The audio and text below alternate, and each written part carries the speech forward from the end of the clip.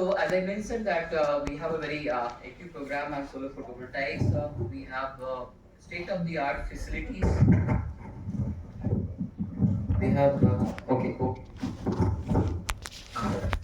Thank you. So we have a lot of state-of-the-art facilities for the materials fabrication, characterization, as well as devices fabrication and characterizations.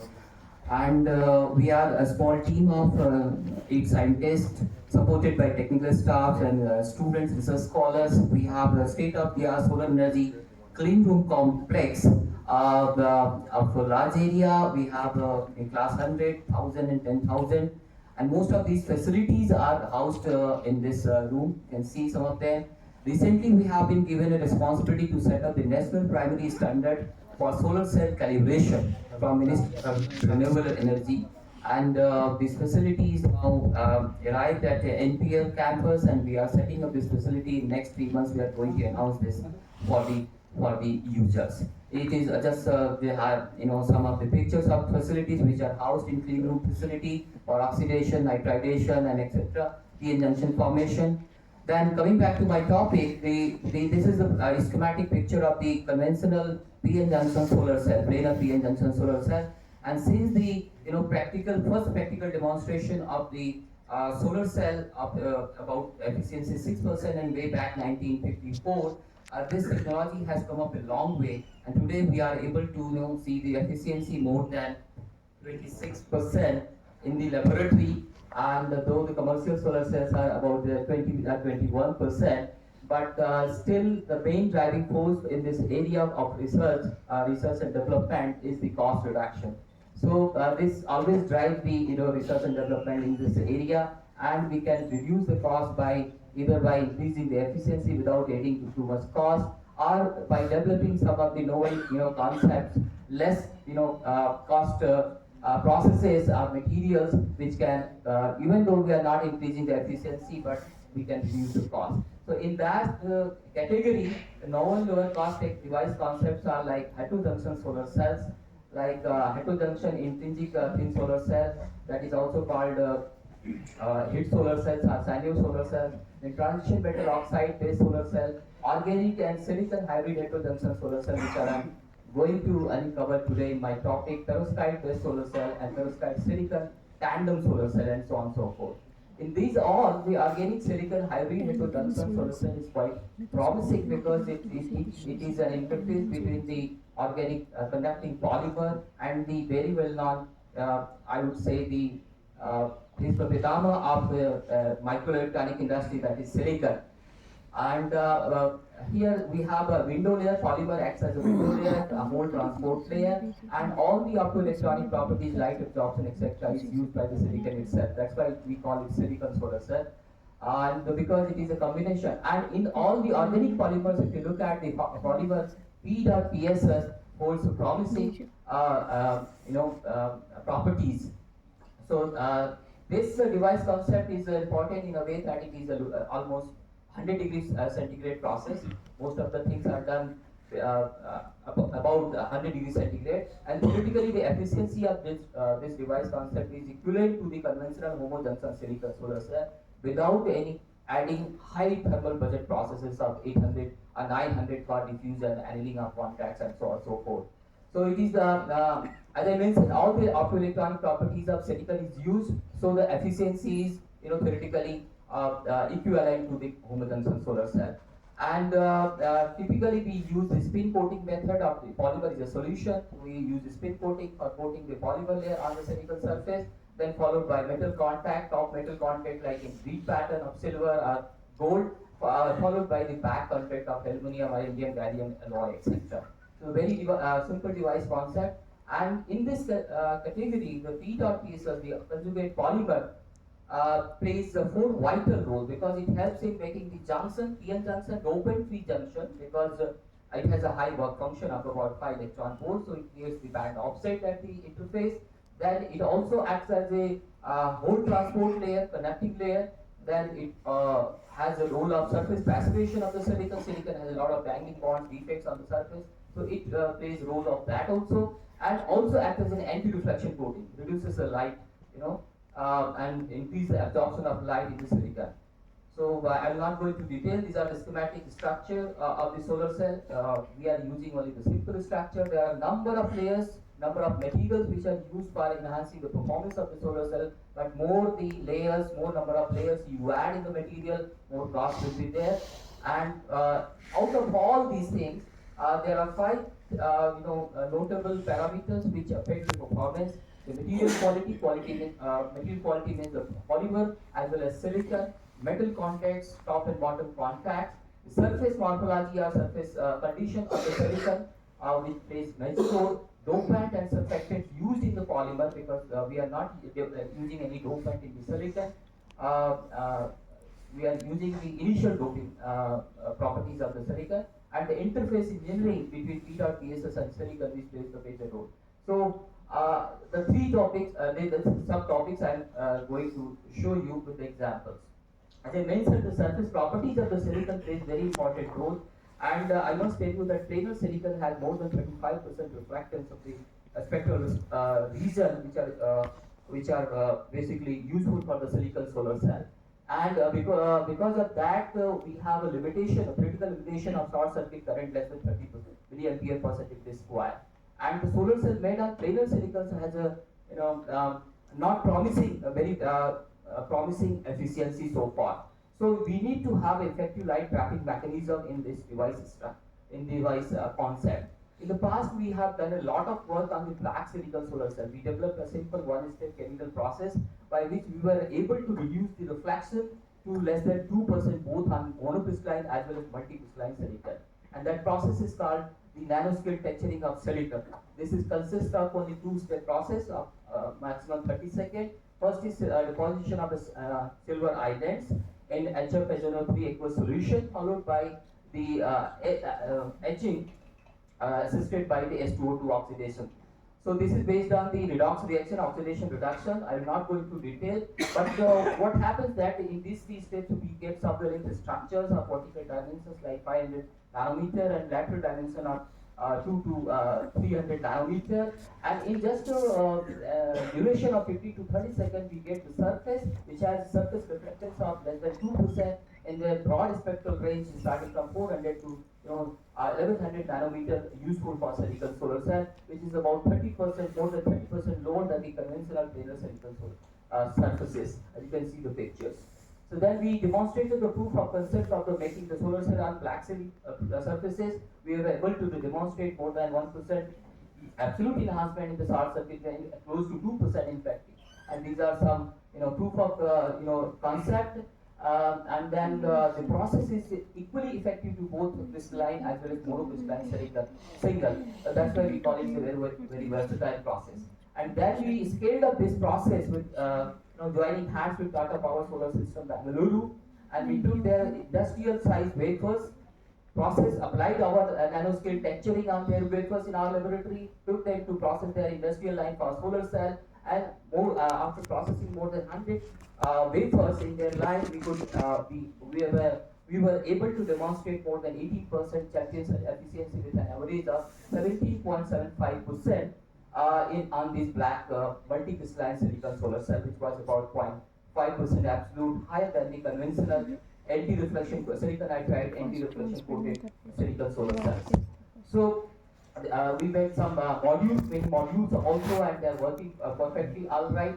So with this nanoscale texturing and effective light trapping mechanism, we were very excited to apply this into the heavy heterodunction solar cell also. So we wanted to do that. We have used simple device structure like the PEDOT and silicon interface, top contact and bottom contact. We did that, but despite all our efforts, we were able to get only 4% efficiency in the solar cell. And then we tried to figure out what are the reasons. What we found that the PEDOT coated by spin coating method is not able to infiltrate the very narrow spaces between the nano wires, and that's why there is not uniform junction formation between silicon and polymer. As a result, we have a very high recombination resistance and high losses. We are able to get the optical absorption, but that is not exactly converted into electrical performances because of several electrical and optoelectronic losses. So we figured out that, and then we chose the pragmatic approach between the planar silicon and the nanoscale texturing, that is called alkaline textured micropyramid based surfaces, which also reduces the reflection to close to 11 to 12%, and that is good enough for utilizing, exploiting this, absorption of light. So this we followed this processing step for solar cell fabrication. We performed the alkaline texturization in aqueous KVH solution for certain time. After having this pyramid structure, we coated the PESs followed by top and bottom contacts, and then we found that efficiency was significantly enhanced from 4% to 9%, more than 9% in fact, and that encouraged us to go further. Like you can see, the PESs without, the pyramid textured silicon surfaces and the PESs coated silicon surfaces cross-sectional mode. Then still the 9% efficiency is not good enough. What we thought that let us apply a very ultra thin oxide at the interface, about 1.5 to 2 nanometer, by simple heating the wafer under the hot plate on hot plate in air ambience. We did that, as you can see in this schematic three-dimensional view of the device. Then as a result, we could improve the efficiency close to 12% by using this SIOS layer. And we could figure out that what special role this SIX ultra thin oxide layer. Normally people say that oxide is a insulator, but if you are using an ultra thin, it acts as a tunnel layer.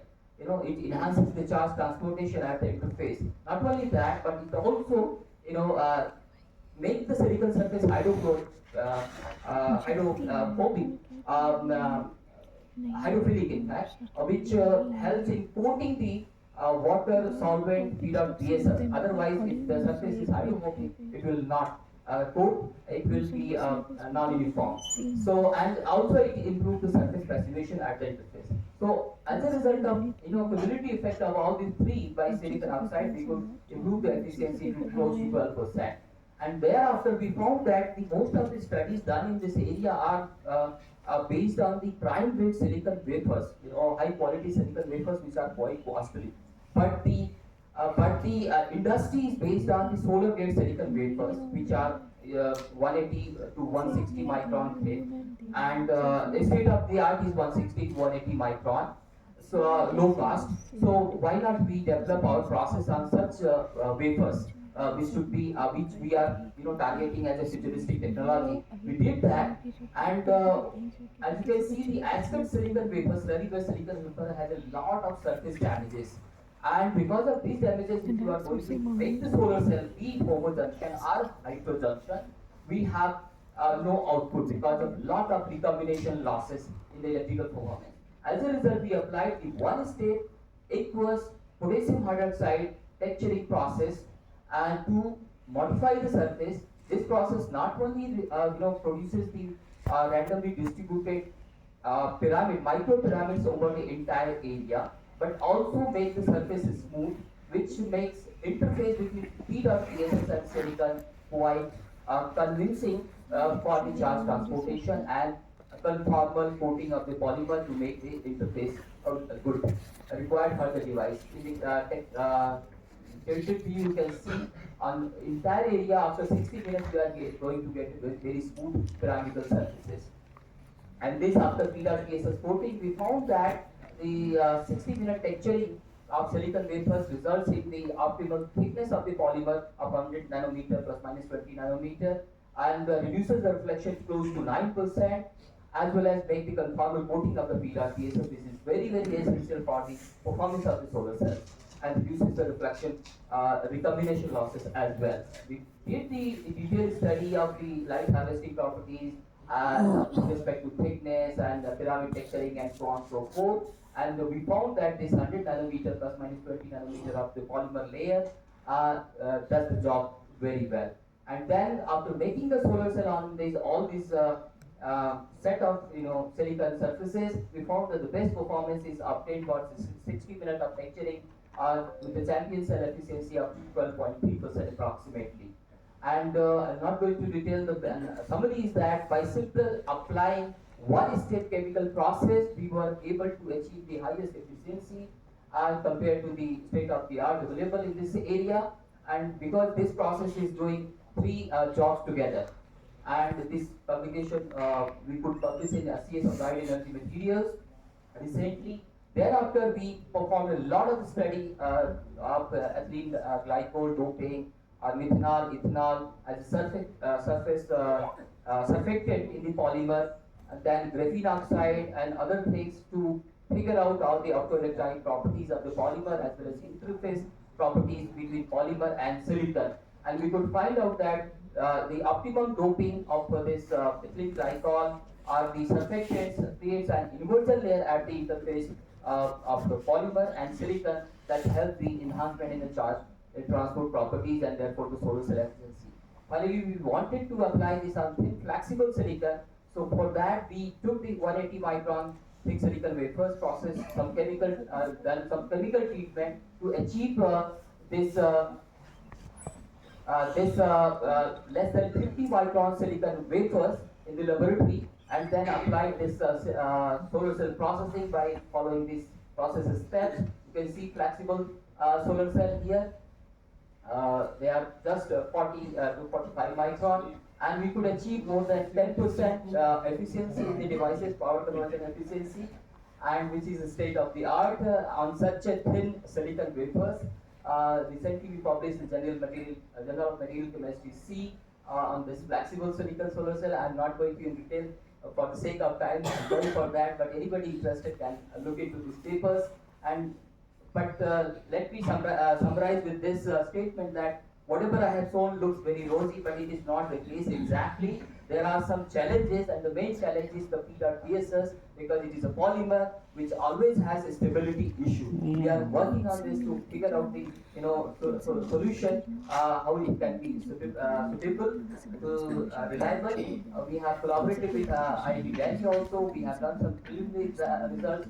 Results are quite encouraging, but we have to cement the concept. So, in the nutshell, I hope the time was short, but I was able to give you some, glimpse of the potential of the P.TSS silicon hybrid heterojunction solar cell, which is very low cost, low thermal budget process compared to conventional homojunction PA junction silicon solar cells.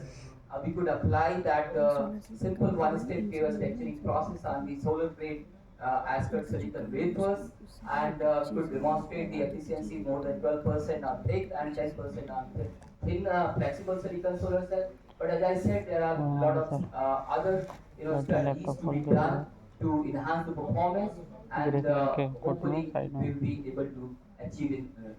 With this, I would like to thank all the contributors, particularly students and the funding agencies, CSIR, LPL, DST, MNRE, my collaborators, Tata Power Solar System, Bengaluru, and Mr. Vamsi Krishna from IIT Delhi. Thank you very much for your time and attention. You can take one.